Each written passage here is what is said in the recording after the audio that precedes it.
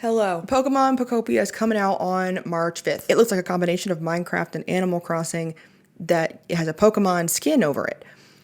And I want to play it so bad. Here's the thing, I have to talk about this now. I will not be able to play it because it is only for the Switch 2. I only have a Switch 1. You can't make a video about a game that's out without having played the game. I mean you can, but that'd be lame. I don't have the money for a Switch 2, so we have to talk about this now. Completely unrelatedly, I am now a YouTube partner and you can give me money if you want to be a channel member. But anyway, there's some interesting stuff ecologically going on with what I've been able to piece together from the trailers, and so I want to talk about it. So the basic conceit of the game is that you are a person, but you've taken on the form of, it's implied to be your previous trainer, and you step out into this environment that sucks. There are no people, there are no other Pokemon except for a Tangrowth. The vegetation is very sparse and brown, which doesn't necessarily mean that it's a destroyed environment. Like, there are plenty of environments that look like they've been destroyed, but that's actually just how that environment is, and like, animals and plants that live there, they're supposed to live there. But we have a couple other reasons why we understand this area is not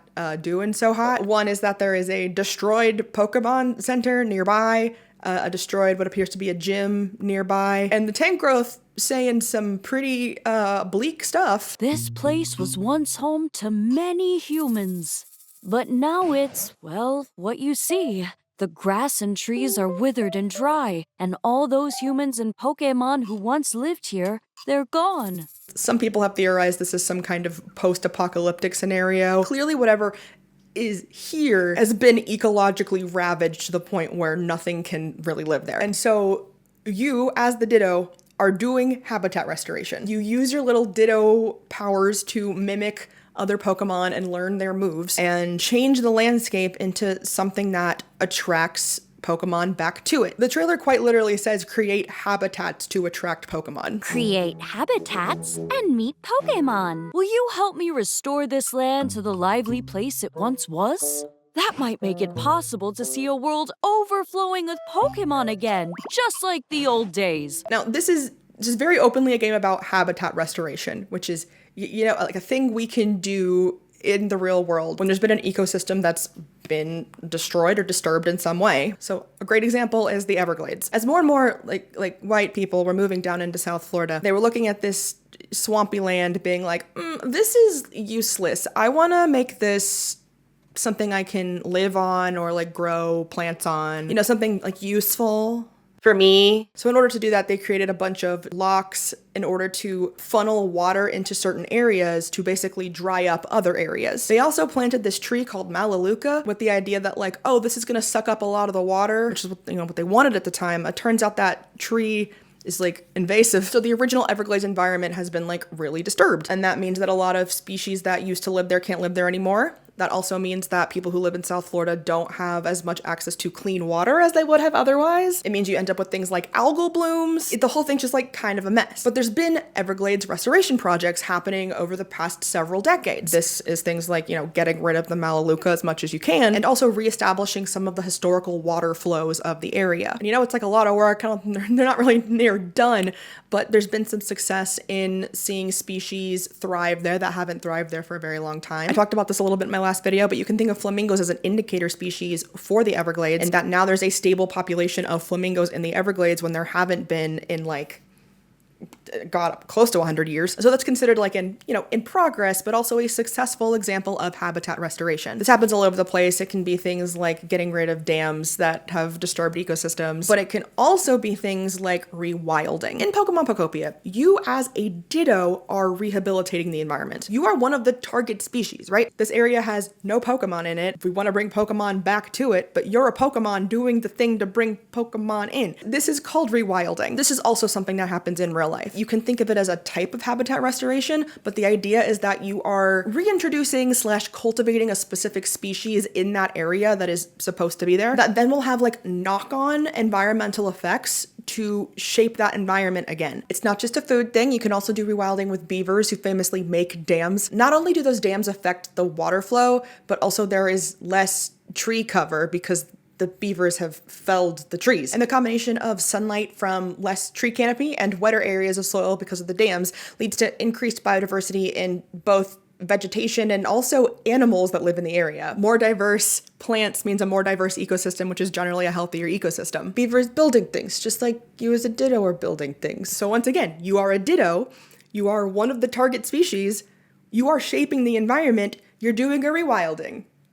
There's a lot of time left in this video, isn't there? I know what you're thinking. Savannah, what about the stairs and the houses and the street lamps and the vending machines? That's not habitat. Listen, and when I say we, I mean like my probably target audience of people in North America who speak English tend to think in terms of a couple of buckets, and those buckets are nature and those buckets are culture. It's called the nature-culture binary. It's one of those false binaries you might have been hearing about. But the idea is that we like to sort things into these buckets, right? A tree, that's nature. A city, that's culture. Science, that's culture. That's technology. Arts, that's nature. Women, that's nature. Men, that's culture. It's false binaries, right? That's the whole point. It's false binaries. None of this is real. This is a way of understanding the world. This is not reality. A lot of the way of this thinking comes from Descartes.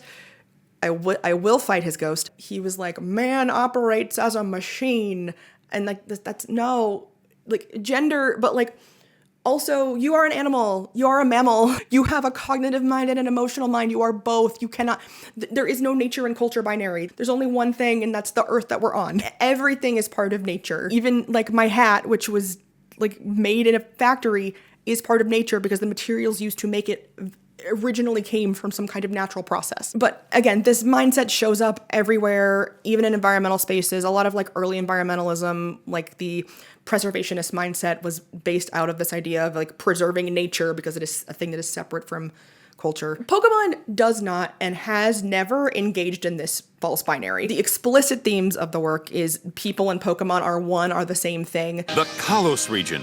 Like the other regions, a beautiful place where people and Pokemon live in harmony, reflecting each other's thoughts and feelings. There's some really old Sinnoh lore that at one point people were Pokemon. Here's sort of the key part.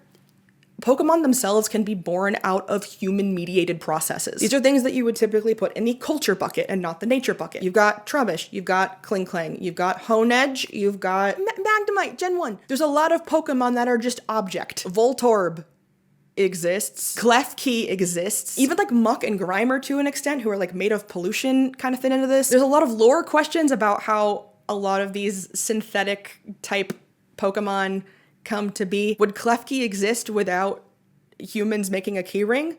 We don't actually know that, right? What is Klingklang's relationship to the Industrial Revolution? Are certain Pokemon attracted to human-made things, or did they arise from human-made things? And if it's the latter, how do they fit into an environment that doesn't have humans in it? This new game might give us some clues, right? And this new game also appears to be eschewing the nature-culture binary as much as previous Pokemon games have. Just in this trailer, we can see Litwick, who's a candle. We can see Trubbish, whose habitat appears to be a trash can. It's unclear if he is like being born from the trash can or if that's just the thing needed to attract a Trubbish. There's also like a punching bag in what is implied to be Hitmonchan's habitat. Obviously, I did not get this video up in time for Pokemon Day, and that means we got a new trailer. And I'm not going to address all of it, but I do want to talk about the Rotom really quick because Rotom is a perfect encapsulation of this thing that I'm talking about. Rotom is basically in a symbiotic relationship with humans because Rotom possesses human-made objects. And we got a special Rotom that plays music, and that is just very in the spirit of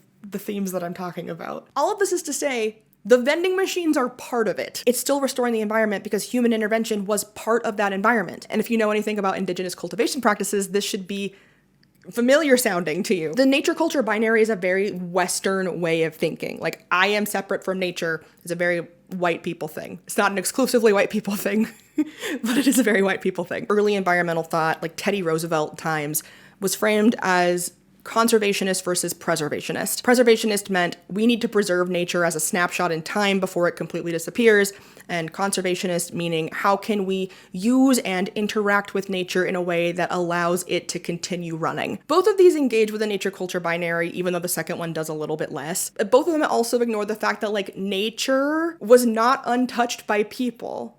People lived there. Early colonizers were in awe of how bountiful the Americas were. They were like, wow, there's so much strawberries and blackberries on the ground and it's so easy to walk. My guy, that is because The indigenous peoples were setting fires on the ground, which cleared out stuff so you could easily walk around, and also left the strawberries and blackberries there for you to eat. Well, not for you to eat, but for them to eat. Just because it's not planted in, like, rows means that you don't recognize it. There are also examples of peoples creating paths of food over time. Like, yes, we're going to continue to follow this area because that's where the food is. They grow again, and you got a path, and then the food's there, and it's human intervention.